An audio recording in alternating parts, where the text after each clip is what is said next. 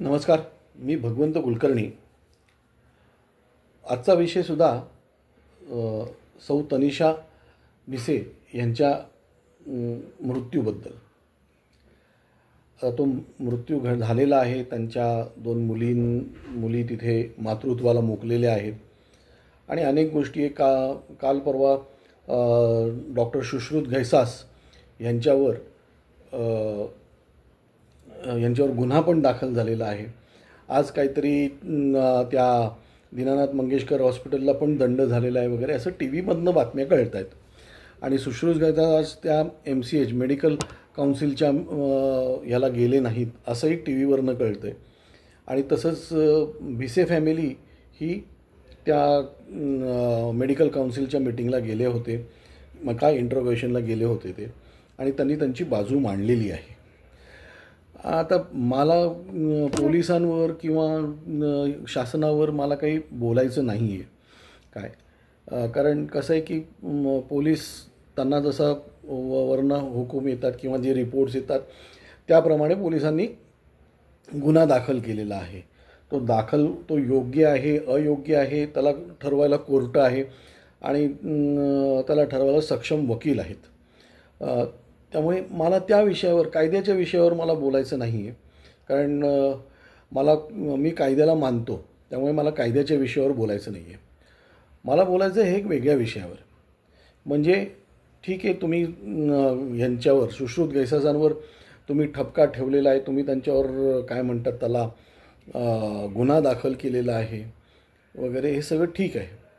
त्याला बघू, त्याला कसं काय कायदेशीर काय त्याचं बाबी आहेत ते बघू. पण आज त्या सुश्रुत घैसासच्या डॉक्टर सुश्रुत घैसासच्या पाठीवर किंवा ह्याच्यावर एक गुन्हेगारीचा एक तो, म्हणजे ते जिंकतील किंवा हे तो भाग वेगळा आहे, पण तो एक ठपका बसलेला आहे त्यांच्या चारित्र्यावर. मला एक समजत नाही, मी जेव्हा ते सगळं मेडिकल काउन्सिलमधनं जेव्हा भिसे कुटुंबीय बाहेर आले होते आणि आज बरेच दिवसांनी, म्हणजे आज पहिल्यांदाच रादर त्या काय म्हणतात त्याला सौभाग्यवती भिसे यांच्या मातोश्री बोलल्या आणि त्यांनी त्यांचं दुःख व्यक्त केलं. तर असो, तो त्यांचं, पण मला ह्या सगळ्या ह्याच्यामध्ये एक सगळ्यात महत्त्वाचा भाग आहे की त्या भिसे फॅमिलीमधनं जे कोण बोलत होते, माझ्या माहितीप्रमाणे ती जी मुलं बोलत होती, जे पुरुष बोलत होते, हे माझ्या मते त्या सुशांत भिसे, मिस्टर भिसे यांचे मित्र आहेत, ते बोलत होते का नातेवाईक आहेत मला माहीत नाही. त्याच्यात त्यांचा एक हे की golden hours, golden hours, golden hours, golden hours हा विषय ते सारखा म्हणत होते, गोल्डन अवर्स. तर गोल्डन अवर्सची व्याख्या काय? म्हणजे त्या 5 तासात तुम्ही ट्रीटमेंट दिली नाही, त्या 5 तासात तुम्ही ट्रीटमेंट दिली नाही. मी पेपरमध्ये असंही वाचलं होतं की म्हणजे की इंदिरा IVFनी खराडीमधल्या कुठल्या तरी हॉस्पिटलसाठी त्यांना रेफरन्स पण लिहून दिला होता आणि त्यांना सांगितलं होतं की तुम्ही ह्या खराडीच्या हॉस्पिटलमध्ये तुम्ही जा, आणखीन तिथे तुम्ही ट्रीटमेंट घ्या. पण ते तिथे न जाता ते दीनानाथला आले. आता हे खराडीचं कितपत खरं आहे हे मला माहिती नाही, पण ते दीनानाथला आले ही वस्तुस्थिती आहे. आणि 22 मार्चला जेव्हा त्यांना बोलवलं होतं तेव्हा त्या न येता ते ह्याला गेले, काय म्हणतात त्याला, इंदिरा IVF सेंटरला गेले. आणि इंदिरा IVF सेंटरमध्ये ते 22 तारखेपासून 28 तारखेपर्यंत त्या तिथे होत्या. आणि त्या तिथे असताना काय झालं माहीत नाही, पण त्यांना तिथून ते खराडीच्याही हॉस्पिटलला गेले नाहीत आणि डायरेक्ट दीनानाथला आल्या. आता त्या म्हणजे तिथे काहीतरी प्रॉब्लेम झाला असणार म्हणून त्या दीनानाथला आल्या. मग तो गोल्डन अवर्सचा भाग नव्हता का दीनानाथला आल्यावरच गोल्डन अवर्स सुरू झाले? गोल्डन अवर्सची व्याख्या काय? म्हणजे मी या संदर्भात काही डॉक्टर्सना विचारलं तर त्यावेळेस त्यांनी सांगितलं की एखादा पेशंट सिरियस होईला लागला तर त्याच्या आधीचा भाग म्हणजे गोल्डन अवर्स असं म्हटला जातो काय. मग त्या सिरियस व्हायला लागल्या होत्या त्या दीनानाथ मंगेशकरमध्ये आल्या असताना सिरियस व्हायला लागल्या होत्या का इंदिरा IVF सेंटरलाच होत्या त्या सिरियस व्हायला लागल्या? इंदिरा IVF सेंटर काही करू शकत नव्हतं म्हणून त्यांना दुसरीकडे रिफर केलं. परत त्यांनी ज्यांना जिथे रिफर केलं तिथे न जाता ते दीनानाथला आले. परत एक रिपोर्ट असंही म्हणतो की त्या आल्या होत्या तर त्या आल्या होत्या, तर त्या काय म्हणतात त्याला OPDमध्ये होत्या. मग OPDमध्ये बसलेल्या असताना मग गोल्डन अवर्स कसे, म्हणजे त्या इमर्जन्सीमध्ये आल्या होत्या, ऑपरेशन थिएटरमध्ये ॲडमिट होत्या, कुठे होत्या, हा सगळा एक काय म्हणतात त्याला वेगळा विषय आहे. वेगळा विषय म्हणजे ह्याच्याबद्दल कोणीच नाही.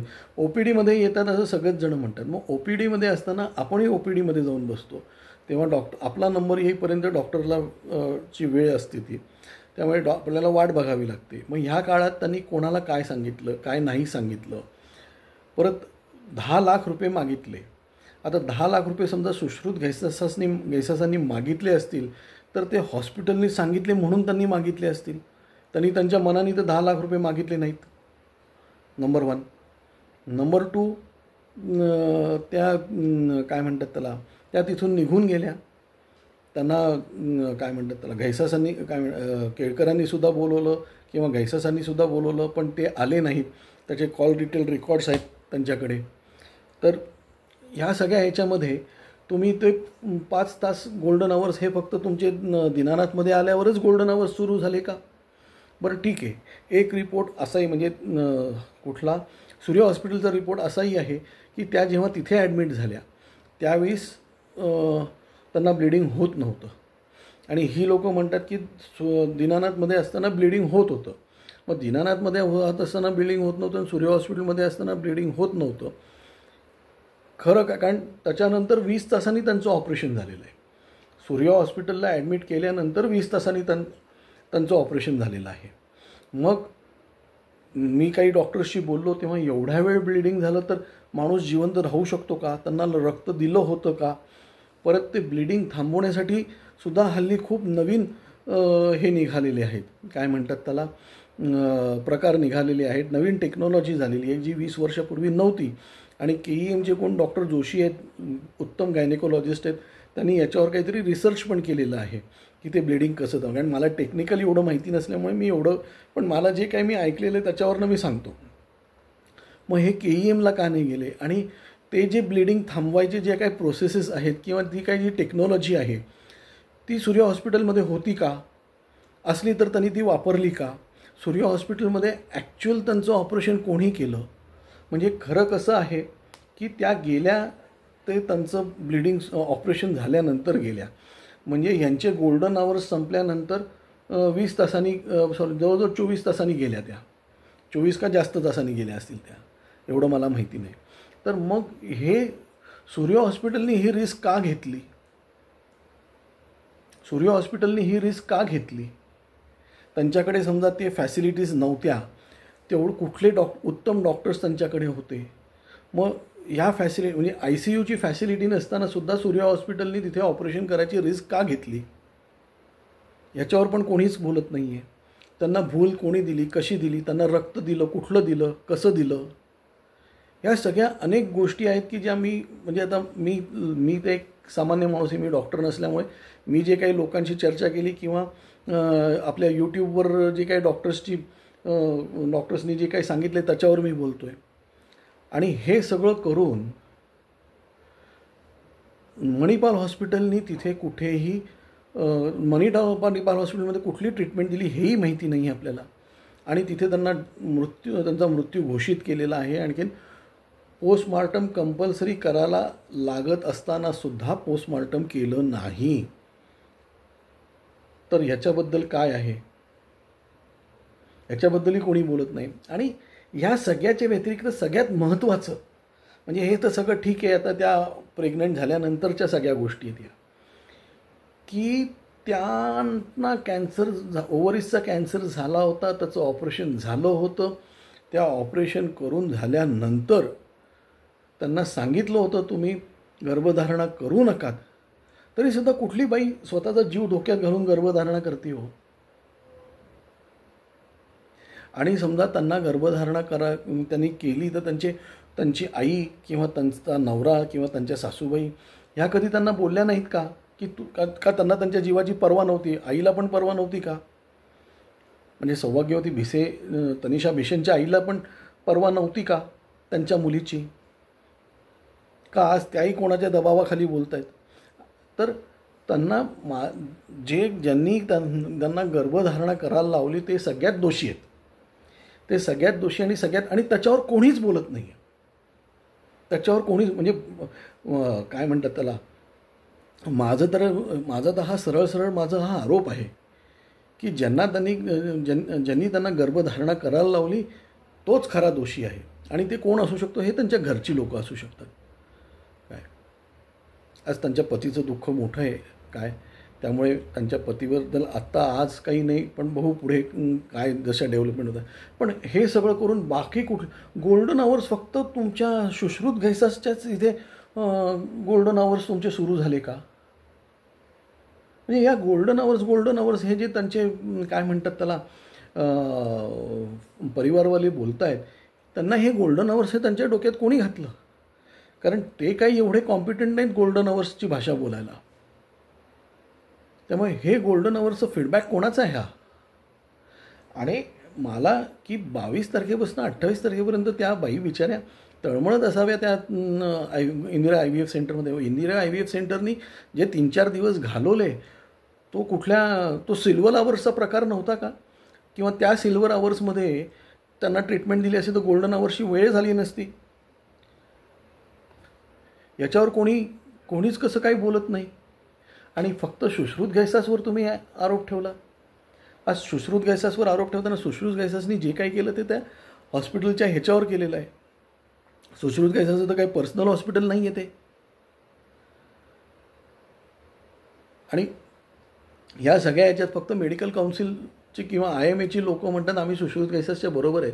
मला IMAच्या डॉक्टर्सना विचारायचं आहे, ही परिस्थिती तुमच्यावर उद्या येऊ शकते, मग तुम्ही असेच बसणार का? फक्त IMAने स्टेटमेंट द्यायचं की आम्ही यांच्या मागे आहोत. अरे नुसतं त्याच्या मागे राहून तुमचं चालणार आहे का?